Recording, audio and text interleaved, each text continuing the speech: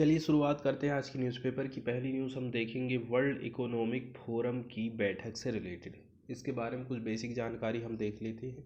यह एक world level का इकोनॉमिक मंच है, ठीक है। एक स्विस और गैर लाभकारी और इंटरनेशनल रूप से ये ऑर्गेनाइजेशन है, गैर लाभकारी है। दूसरी बात, इसकी स्थापना हुई थी 1971 में। इसका मुख्यालय स्विट्जरलैंड के जिनेवा में स्थित है।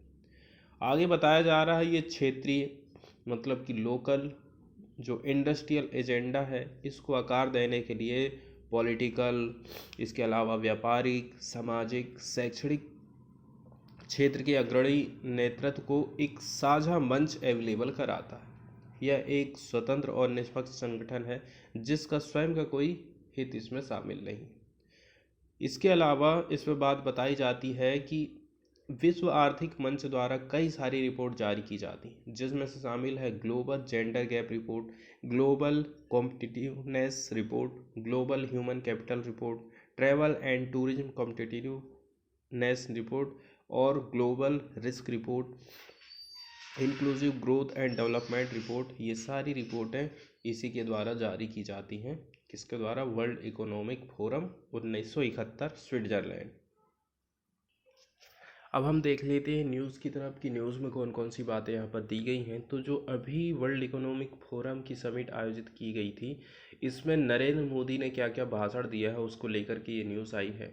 बताया जा रहा है India helping the world deal with pandemic, ऐसा प्राइम मिनिस्टर नरेंद्र मोदी का कहना। तो इंडिया बहुत सारे कंट्री को जिस प्रकार से वैक्सीन अवेलेबल कराया है ना, जैसे कि अफ़गानिस्तान हो चाहे वो म्यांमार हो, तो वही वाली बात यहाँ पर मोदी के द्वारा कही जाती है। Nation saving crore of life globally, हमारा जो देश है करोड़ों लोगों की जान बचा रहा है ग्लोबली, ऐसा नरेंद्र मोदी का कहना।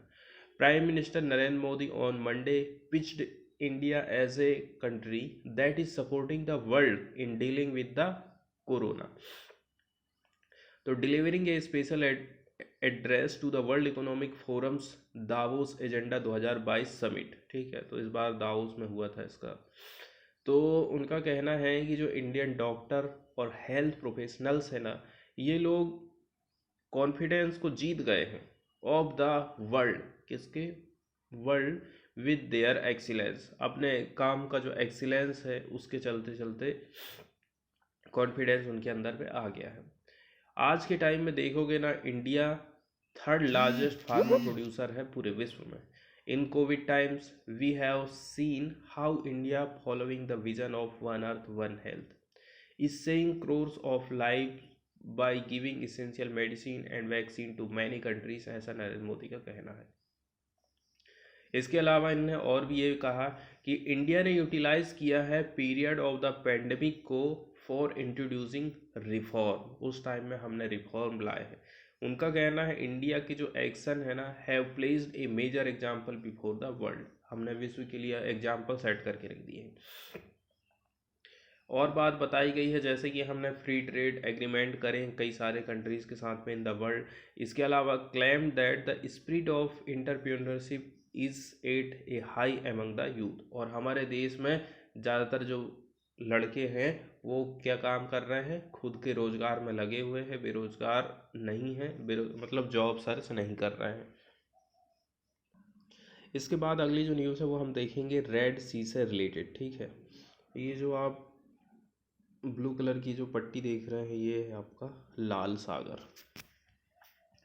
एक तरफ हो गया अफ्रीका और दूसरी तरफ हो गया एशिया, ठीक है। इसके पूरब की तरफ आप चले जाओगे तो नॉर्थ से लेकर साउथ तक एशिया फैला, और पश्चिम की तरफ आप जाओगे तो क्या फैला है? आसिया, अफ्रीका ऊपर से नीचे तक, ठीक है। अब जैसे कि रेड सी के आप साउथ की तरफ जाओगे तो गल्फ ऑफ एडेन पड़ेगा, ठीक है। गल्फ ऑफ अकाबा, इसके यदि आप ऊपर की तरफ जाते हो तो ये सकरी सी जो पट्टी आप देख रहे हैं यहाँ पर, ये है गल्फ ऑफ अकाबा, और ये है गल्फ ऑफ स्वेज, स्वेज की खाड़ी है ये। और इसी में आगे से आपको फिर मिल जाएगी स्वेज नहर, स्वेज कैनाल जिसको कहा जाता है। अब यदि हम कंट्रीज़ की बात करें तो कौन कौन सी कंट्री? यमन हो गया, ठीक है। सऊदी अरेबिया हो गया, और इधर से ये हो गया आपका इजिप्ट हो गया, सूडान हो गया, और ये इरिट्रिया हो गया। जो कंट्री हैं ये सब रेड सी के किनारे में समुद्री सीमा अपनी शेयर करती हैं।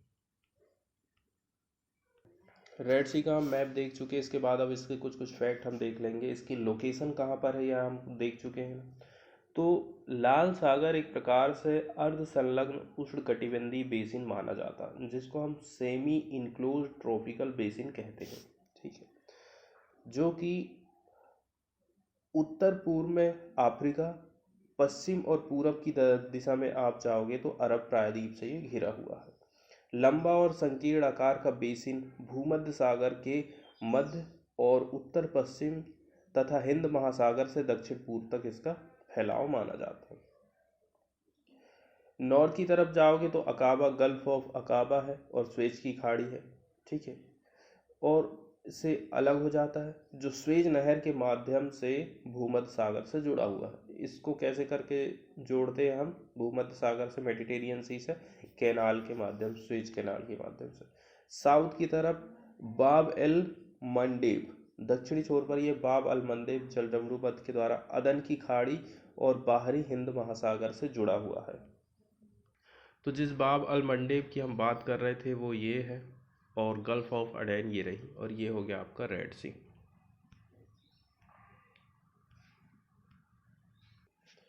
कुछ कुछ यहाँ पर कौन कौन से जीव जंतु पाए जाते हैं, पेड़ पौधे पाए जाते हैं, उनसे रिलेटेड फैक्ट हम देख लेते हैं। बताया जा रहा है कि कोरल रीफ की यदि हम बात करें तो इसका जो नॉर्थ वाला है और मध्य वाला तट है, ठीक है, यहीं पर ज़्यादा हमको देखने को मिलता है। और यदि इसके आप साउथ की तरफ जाते जाओगे तो इनकी संख्या कम होती जाती है, क्योंकि साउथ क्षेत्र का तटीय जल अधिक अशांत है। ठीक है, मतलब शांत नहीं है, हलचल होती रहती है। लाल सागर के नाम की यदि हम बात करें तो लाल सागर के नाम के संदर्भ में कई सारे सिद्धांत प्रचलित हैं, जिसमें सबसे लोकप्रिय पानी की सतह के पास ट्राइकोडेस्मियम इरीथियम। तो यहाँ पर ये शैवाल पाया जाता है जिसका नाम है ट्राइकोडेस्मियम इरीथियम। ट्राइकोडेस्मियम इरीथियम ये शैवाल यहाँ पाया जाता है। इसी के चलते चलते इसका नाम पड़ा है रेड सी, और इसी के कारण कहते हैं कि इसका कलर भी रेड दिखता है।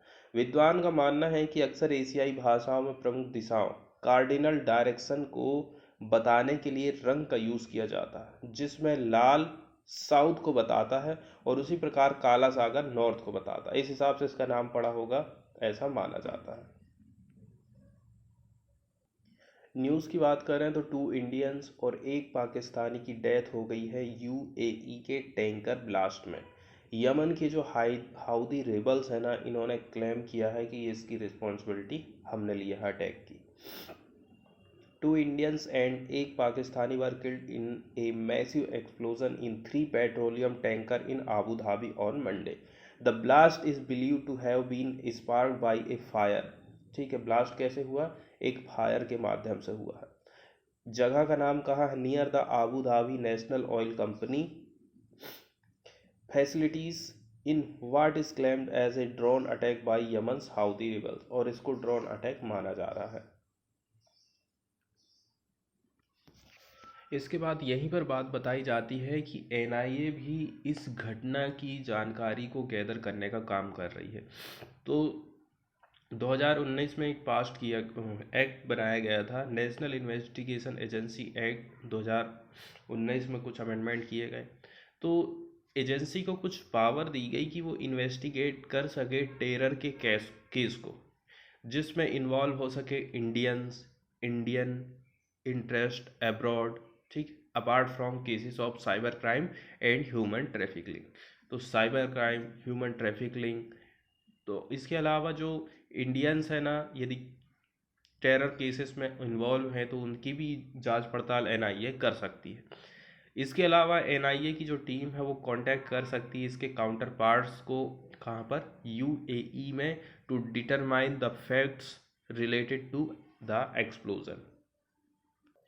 एनआईए की हिस्ट्री के बारे में कुछ बेसिक जानकारी हो जाए। देखिए, एनआईए की स्थापना 2009 में की गई थी। राष्ट्रीय अन्वेषण अभिकरण अधिनियम 2008, एनआईए एक्ट 2008 के माध्यम से 2009 में इसकी स्थापना होती है। ठीक है, एनआईए की स्थापना मुंबई में जो 2008 में आतंकवादी हमला हुआ था 26/11 का, ठीक है, तो इसके बैकग्राउंड में ही की गई थी। तो पूरे देश स्तर पर, नेशनल लेवल पर इस हमले के बाद भय और आतंक का जो वातावरण बन गया था, उससे देश में एक ऐसी सेंट्रल एजेंसी की ज़रूरत अनुभव करी गई जो विशेष तौर से आतंक से जुड़े अपराधों की रोकथाम कर सके। एनआईए का हेडक्वार्टर दिल्ली में है। ठीक है, इसके अलावा हैदराबाद, गुवाहाटी, मुंबई, लखनऊ, कोच्चि, कलकत्ता, जम्मू कश्मीर और रायपुर में इसकी ब्रांच ऑफिस है। ठीक है, इसके अलावा एनआईए का एक विशेष कोषांग सेल है, टीएफएफसी सेल, टीएफएफसी सेल, जो कि जाली मुद्रा, आतंकी वित्त पोषण, टेरर फंडिंग से संबंधित मामले को देखता है। अब देखा जाए इसमें महत्वपूर्ण पोस्ट कौन कौन सी होती है, इसमें एक होता है महानिदेशक। महानिदेशक के अधीन ये काम करती है। ठीक है, इसकी नियुक्ति सेंट्रल गवर्नमेंट करती है। उसकी पावर किसी राज्य के पुलिस महानिदेशक को प्राप्त शक्ति के बराबर होता है। मतलब कि किसी स्टेट का जो पुलिस महानिदेशक रहता है उसके बराबर ही इसके महानिदेशक को पावर रहती है। आगे बताया जा रहा है, ये जो गृह मंत्रालय भारत सरकार के प्रशासनिक नियंत्रण में काम करता है। राज्य सरकारें एनआईए कानून में निर्दिष्ट अपराधों की जांच के लिए एनआईए को पूर्ण सहयोग प्रदान करती हैं। इसके बाद अगली जो न्यूज़ है वो बिरजू महाराज, पंडित बिरजू महाराज की डेथ से रिलेटेड आई है। ठीक है, प्रसिद्ध कथक नर्तक हैं पंडित बिरजू महाराज, इनका निधन हो गया है। 83 साल इसकी उम्र बताई जा रही इनकी।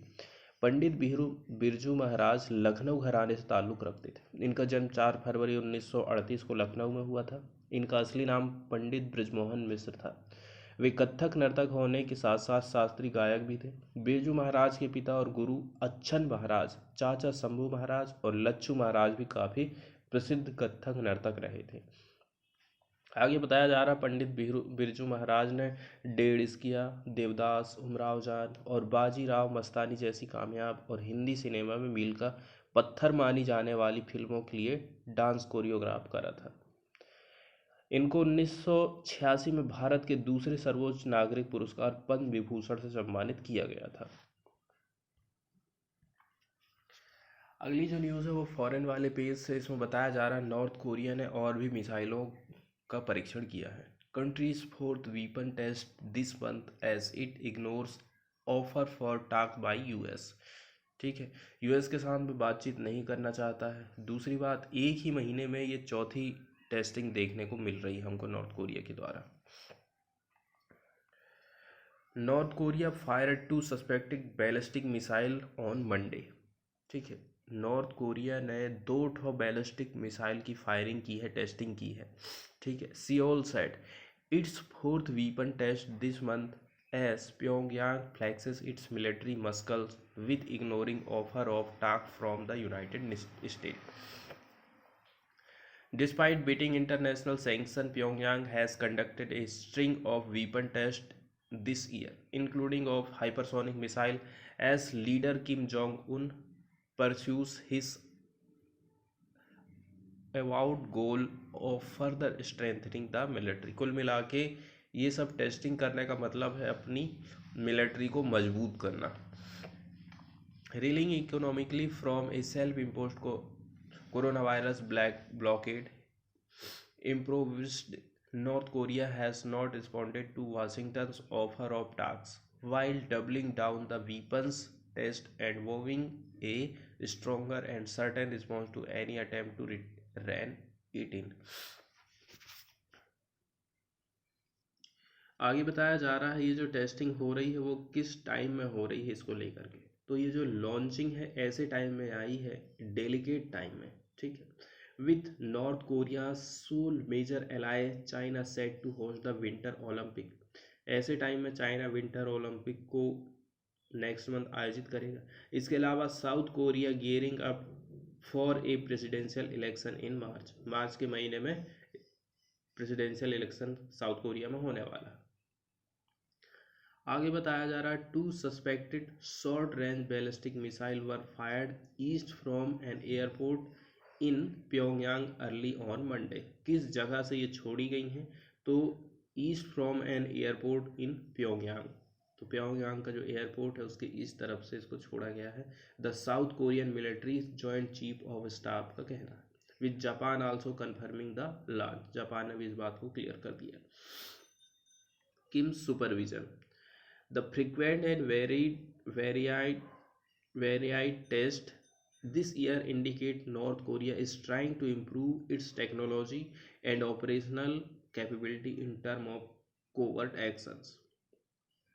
प्योंगयांग का कहना है it is successfully tested hypersonic gliding missiles on January 5 and January 11 which the second launch personally supervised by mister किम।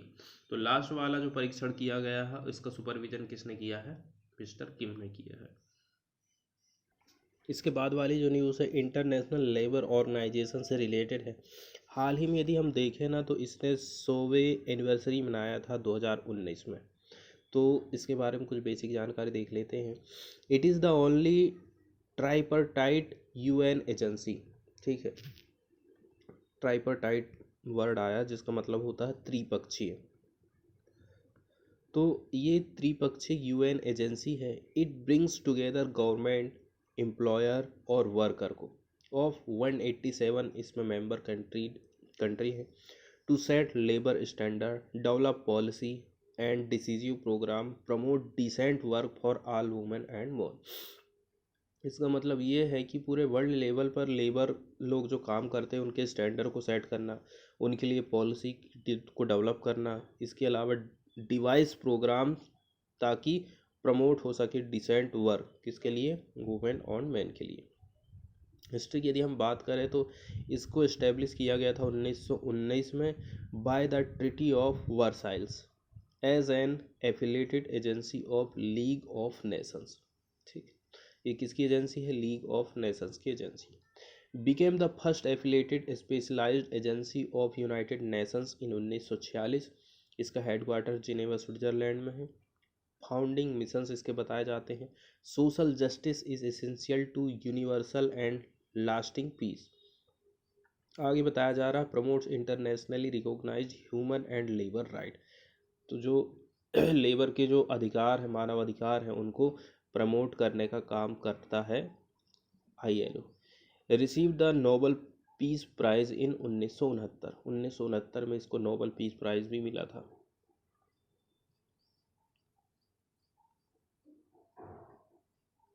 आगे बताया जा रहा है कि जो ऑर्गेनाइजेशन है इसने बहुत सारे क्षेत्र पर बहुत अच्छा रोल अदा किया है, जैसे कि ensuring labour right during the great depression.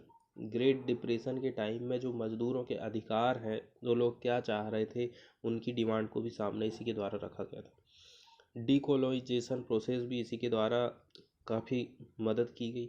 The creation of सॉलिडरोनोस मतलब कि ट्रेड यूनियन इन पोलैंड।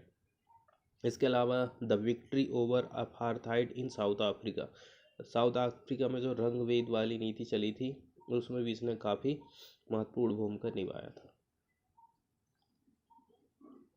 आगे न्यूज़ की तरफ देखें तो इसमें बताया जा रहा है कि uncertainty delays job recovery.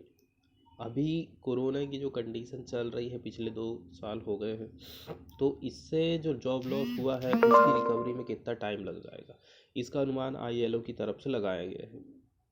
The global job market will take longer to recover than previously thought. जितना हम पहले सोचे थे उससे ज़्यादा टाइम लग जाएगा जॉब की रिकवरी में।